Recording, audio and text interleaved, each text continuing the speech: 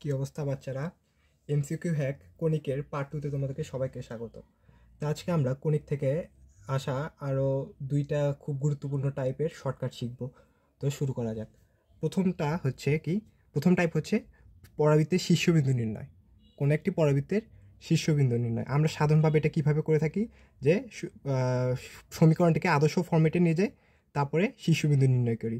কিন্তু একটা সুন্দর শর্টকাট আছে যেটা ব্যবহার করার মাধ্যমে তোমরা সহজেই শীর্ষবিন্দু নির্ণয় করতে পারবে।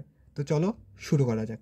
দেখো, পরাবৃত্তের শীর্ষবিন্দু এটা রাজশাহী ইউনিভার্সিটি 2022-23 আসা একটা কোশ্চেন, যে x² + 12x + 3y = 0 পরাবৃত্তের শীর্ষবিন্দু কোনটি? তো শর্টকাট টেকনিকটা কি? শর্টকাট টেকনিকটা হচ্ছে যেটা দ্বিঘাত আছে তার সাপেক্ষে আমরা ডিফারেন্সিয়েট করে দিব। করে যে মানটা পাবো সেটা সমীকরণে আমরা বসিয়ে দেব। তো দেখো, এখানে আমার দ্বিঘাত সমীকরণ কোনটা? x²। তার মানে কি এক্সের সাপেক্ষে ডিফারেন্সিয়েট করব। দেখো, এক্সের সাপেক্ষে যদি ডিফারেন্সিয়েট করি তাহলে কি পাবো আমরা? যে 2x + 12 = 0। y ধ্রুব পদে ডিফারেন্সিয়েট করলে 0 পাওয়া যায়। তাহলে এখন দেখো, এখান থেকে আমরা এক্সের মানটা বের করি। এক্সের মান বের হচ্ছে -6। এক্সের মান বের হলো আমাদের -6। এখন আমরা এই এক্সের মানটা আমাদের সমীকরণে বসাই দেবো।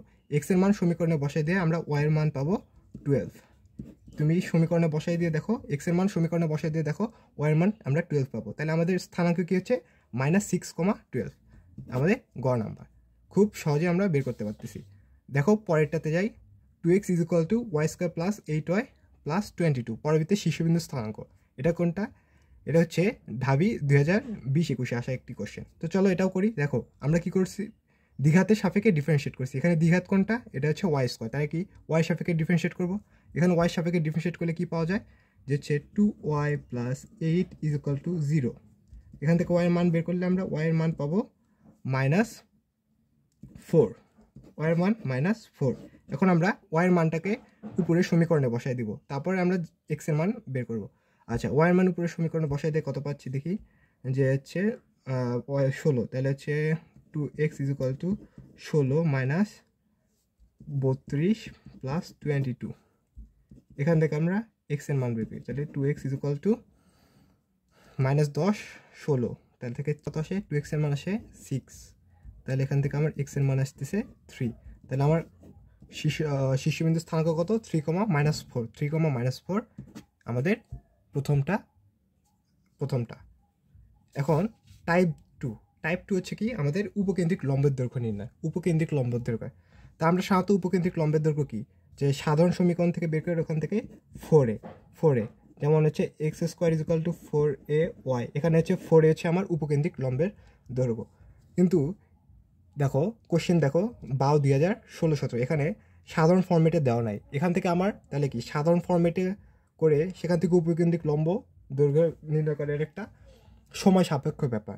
তো সহজ পদ্ধতি কোনটা? দেখো, শর্টকাটটা হচ্ছে মডুলাস অফ একঘাতের সহগ। মানে একঘাত কোনটা? ওয়াই। তাহলে হচ্ছে ওয়াইয়ের সহগ ডিভাইডেড বাই দ্বিঘাতের সহগ। একঘাত এখানে কোনটা? ওয়াই। তাহলে হচ্ছে কি 4 ডিভাইডেড বাই x²। দ্বিঘাতের সহগ কোনটা? 3।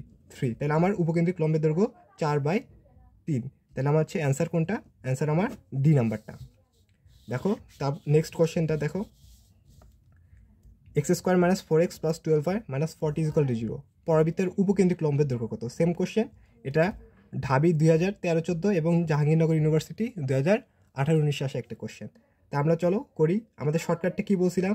যে একঘাত যেটা আছে একঘাত, তার সহগ ডিভাইডেড বাই দ্বিঘাতের সহগ। এখানে একঘাত কোনটা? দেখো, x² এখানে দ্বিঘাত, তার মানে একঘাত আছে এখানে। বাকি পরাবৃত্তের 12y, মানে ওয়াই হচ্ছে একঘাত। তাহলে ওয়াই এর সহগ কত?